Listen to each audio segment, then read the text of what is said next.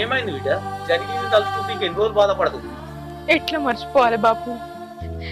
ఎంత మర్చిపోదామన్నా కూడా మర్చిపోబుద్ది అయితలేదే. చెయ్యని తప్పుకి నా మీద ఓ మచ్చబడ్డది.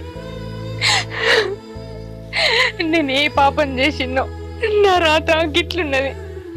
ఇంట్లోకి వెళ్ళి అడుగు బయట పెడితే చాలు మందందరూ నేను తప్పు చేసింది దాని లెక్క చూస్తుర్రు. నేనే తప్పు చేసిందే, నేనే తప్పు చేయలేదని నాకు తెలుసు, నీకు తెలుసు. కానీ మందందరికి తెలియదు కదనే. వాళ్ళు నోటికి వచ్చింది మాట్లాడుతురు. అల్లుడు చచ్చిపోయినాక నేను నీకు భారం కావద్దు, ఉన్నదో లేదో నా ఇంట్లో నేనే బతకాలి అనుకుంటా అక్కడనే ఉన్నా. కానీ నేను చెయ్యని తప్పుకి నా మీద మరకబడి ఇక్కడికి వస్తా అని నేను కల్లో కూడా అనుకోలేదే.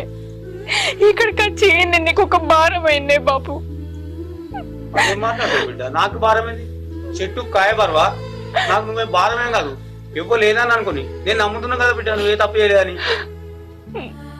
నువ్వు నమ్మినట్టు అందరు నమ్మరు కదా బాపు. ఎవరెన్ని మాట్లాడుతుర్రు అవన్నీ మాటలు నా చెవులకు కినబడితే నాకు బతుకు మీద ఆశనే లేకుండా అవుతుంది బాపు. నువ్వు అట్లా మాట్లాడకు బిడ్డ. ఎవ్వరు లేదన్నా మాట్లాడుకోని ఇవాళ మాట్లాడినోళ్ళు రేపు మాట్లాడు, రేపు మాట్లాడినోళ్ళు ఎల్లుండి మాట్లాడు. 4 రోజులు అయితే అందరు మర్చిపోతారు ఈ విషయం. నువ్వేం బాధపడకు బిడ్డ. సపరేట్గా బుక్కడి తినుకుంటూ ఇంట్లుండు. నేను కొంచెం బయట దాకా పోయేస్తా, పని ఉన్నది.